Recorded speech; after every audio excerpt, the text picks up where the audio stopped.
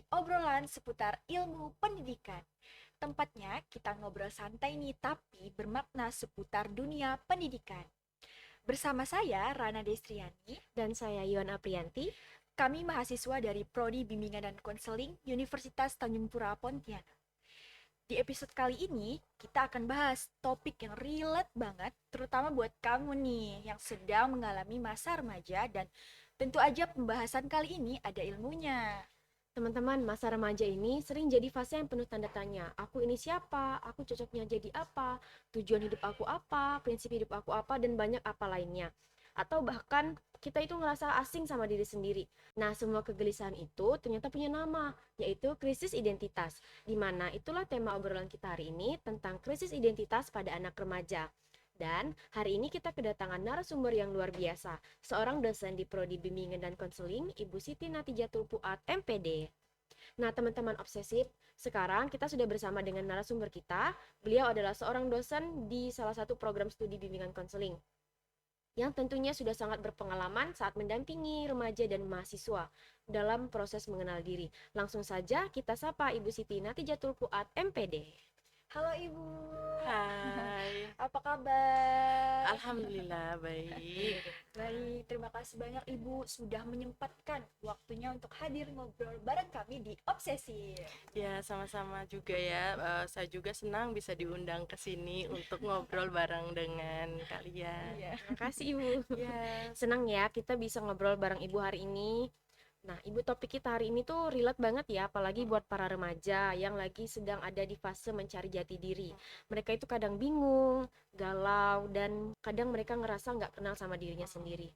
Biar kita semua punya pemahaman yang sama ya Bu ya, kita kan sering dengar nih krisis identitas. Cuma pasti dari kita belum banyak yang tahu makna sebenarnya itu apa sih.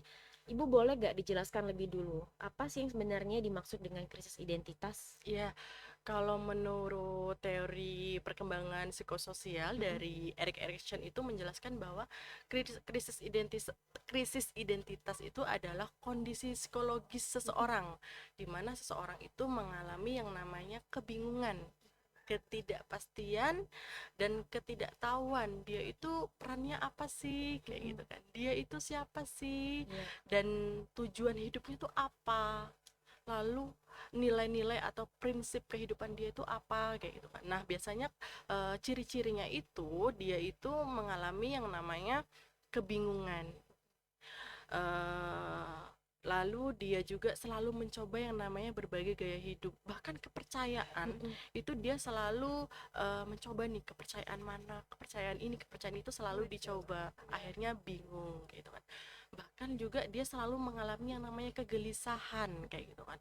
Dia sudah memilih A, sudah memilih B gitu kan, itu kan pilihan dia nih, tapi dia tetap mengalami yang namanya kegelisahan. Itulah yang dinamakan dengan krisis identitas. Iya. Seperti tidak punya pilihan gitu ya Bu ya, Iya. bingung arahnya mau ke sini mau ke sana gitu Iya, ya. Nah Ibu, kalau dari pandangan umum nih atau Ibu sendiri, nah apa aja sih Bu faktor yang bisa menyebabkan seseorang mengalami krisis identitas, nah terutama pada remaja? Iya, kalau berbicara faktor penyebab ya, biasanya faktor penyebabnya itu ya lumayan banyak ya, apalagi kita berbicara dengan remaja nih. Remaja itu kan kita tahu dia masih dalam masa perkembangan, masih masa pertumbuhan gitu kan.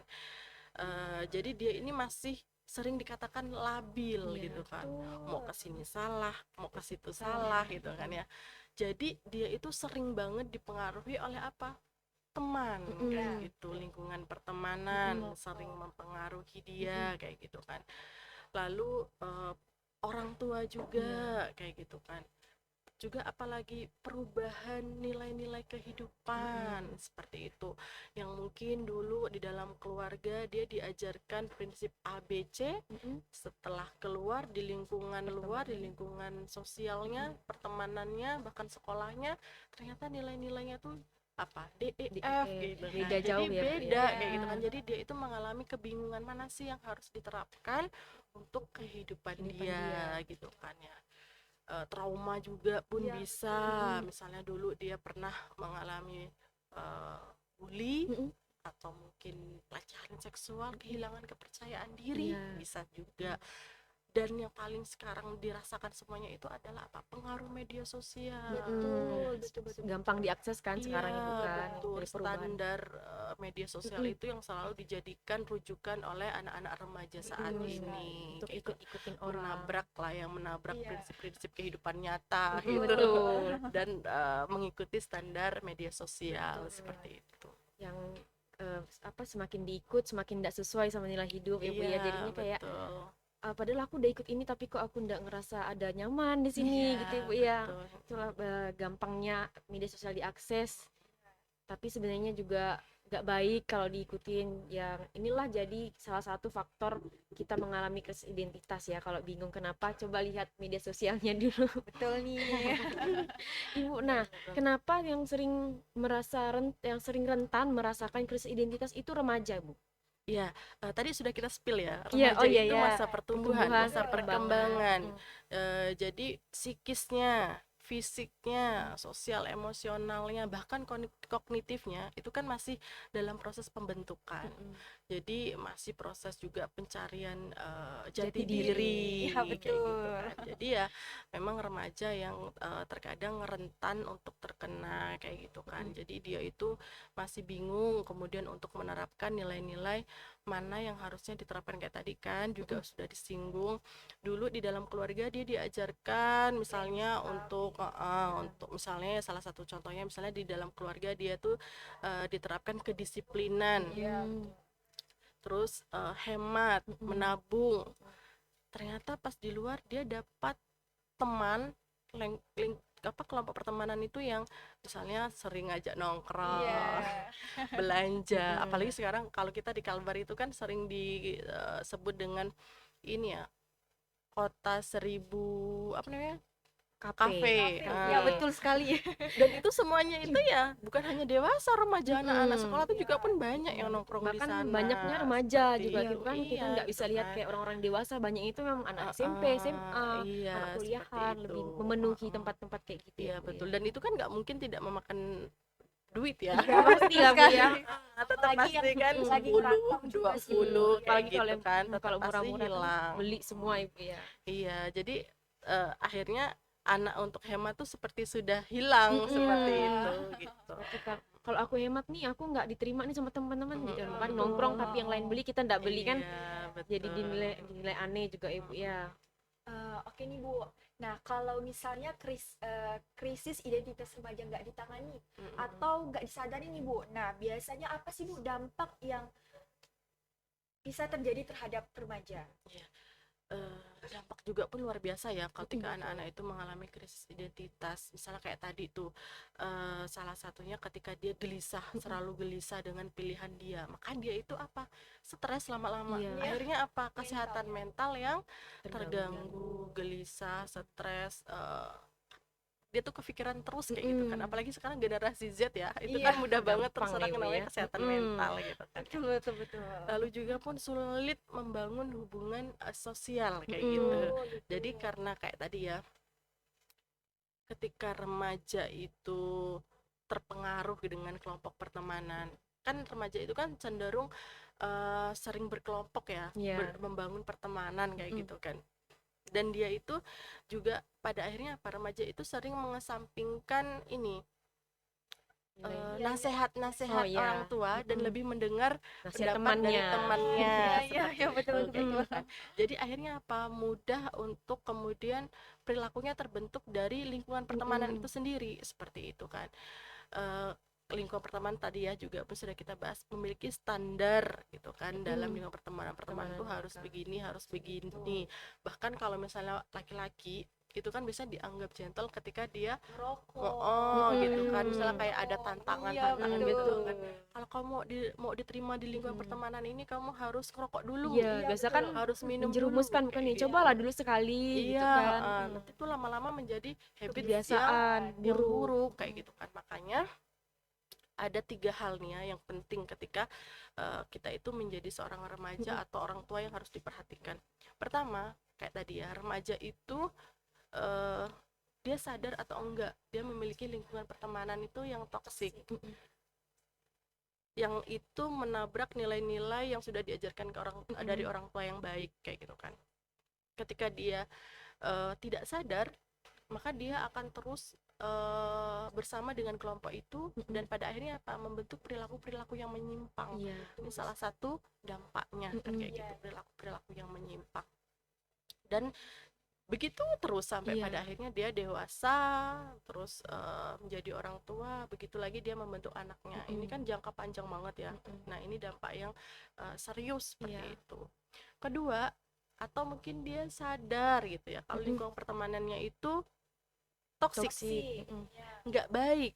Dia sadar, akhirnya dia keluar dari lingkungan pertemanan itu, lalu dia akhirnya apa, nggak percaya lagi nih sama yang namanya manusia lain. Betul sekali. Jadi dia sulit gini membangun relasi, membangun Iya. hubungan sosial dengan orang lain. Dia tuh nggak bisa kayak gitu karena dia udah Menutup diri ya.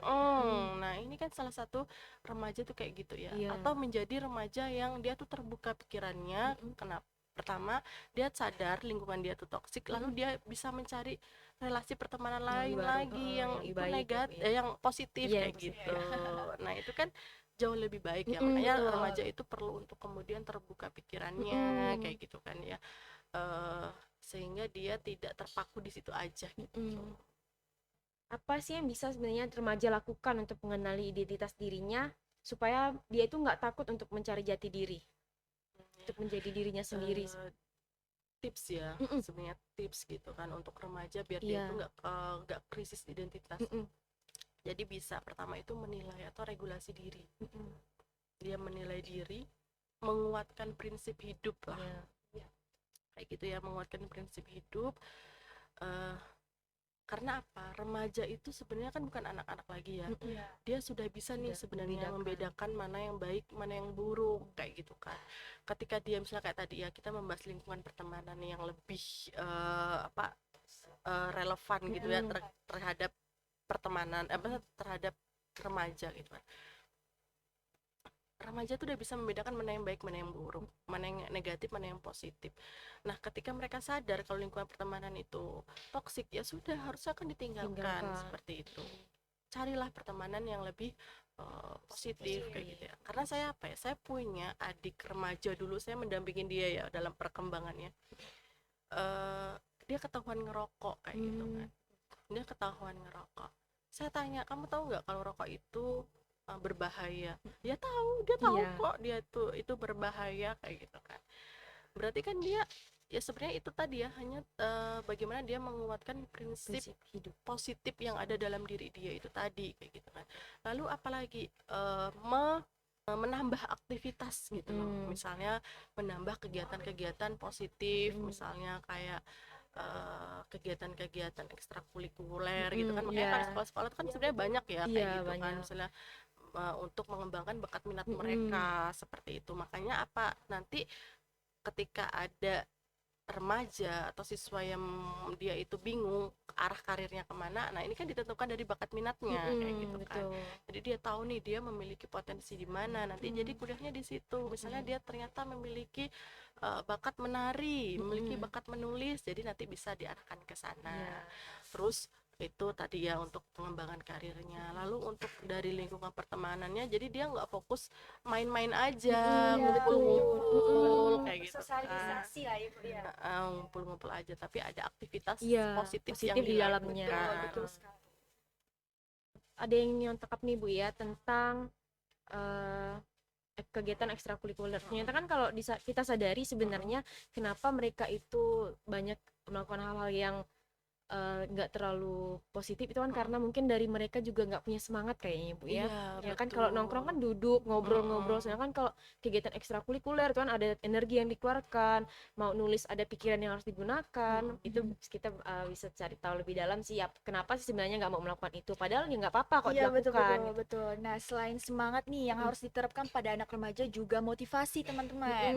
Nah, motivasi itu benar-benar berperan penting, nggak hanya di kehidupan remaja aja, di kehidupan yang lain pun motivasi itu sangat penting teman-teman. Nah, makanya jadi remaja jadilah mencari teman-teman yang lebih positif. Betul. Nggak usah takut ya Bu ya. Iya betul, makanya kalau teman-teman yang positif misalnya kayak tadi ya, ketika kita bergabung dengan teman-teman yang malas sekolah, makanya kita malas sekolah. Betul Tapi sekali. kalau teman-temannya yang rajin, bahkan ekstrakurikuler selalu misalnya gabung dengan apa namanya kegiatan-kegiatan nari, dia ikut terus pasti Mm-mm, kan, iya. nggak mungkin dia nggak ikut. Rajin Betul. sekolah, pintar kayak gitu. Mm-mm. Jadi arahnya tuh ke positif seperti Iya, itu. betul betul betul betul. itu Itu sebenarnya nggak motivasi tersendiri, dorongan dari luar dari luar juga. ya kan, bukan? Dan itu kan sebenarnya nggak susah buat didapatin.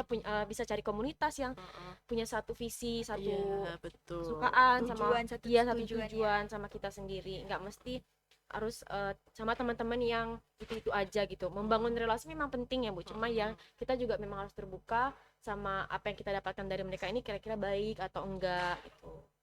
Obrolan kita ini benar-benar banyak ya Bu ya.